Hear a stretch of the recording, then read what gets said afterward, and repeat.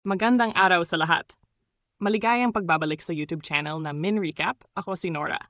Sa video na ito, pag-usapan natin ang pinakabagong episode ng Lilit Matias, Attorney at Law noong ika-11 ng Disyembre 2024. Si Lilit ay nais makipag-usap kay Attorney Alon tungkol sa usapin na may kaugnayan kay Ira. Si Attorney Alon ay nagpakita ng pagiging abala, dahilan ang kalusugan at trabaho upang maiwasan ang harapang pag-uusap. Si Aurora ay pilit na itinatago ang katotohanan ukol sa ilang mga usaping pampamilya.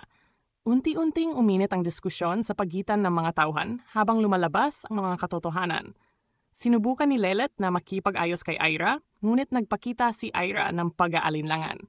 Si Ira ay naguguluhan sa pagitan ng kanyang personal na damdamin at mga pressure sa pamilya.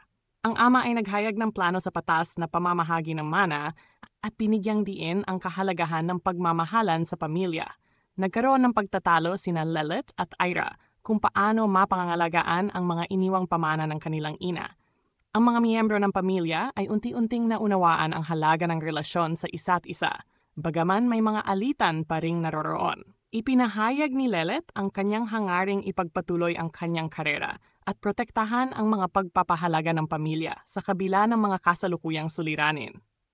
Ipinahayag ni Ira ang kanyang damdamin kay Ronel, ngunit nag-alala si Lilit sa desisyon nito at nagbigay ng payo tungkol sa pagprotekta sa hinaharap. Ang pamilya ay naghanda ng isang simple ngunit masayang salusalo para sa kaarawan ng kanilang ama na nagbigay diin sa kahalagahan ng pagkakaisa at pagkakabuklod. Sa huli, sinubukan ng mga tauhan na ayusin ang mga hindi pagkakaunawaan at mga problema sa kanilang relasyon na nagbibigay pokus sa pagpapatawad at pagmamahalan sa pamilya. Buod, ang kwento ay umiikot sa mga alitan sa pamilya, partikular sa pagitan nina Lilit at Ira, na may kaugnayan sa usapin ng mana at personal na relasyon. Pinagsikapan ni Lilit na makipagkasundo kay Ira habang hinaharap ang mga lihim at alitan sa pamilya.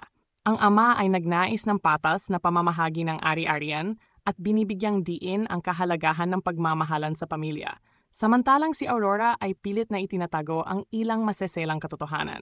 Pinagtibay ni Ira ang kanyang pagmamahal kay Ronel, ngunit kinailangan niyang harapin ang mga alalahanin ni Lilit at ang mga aral mula sa ina.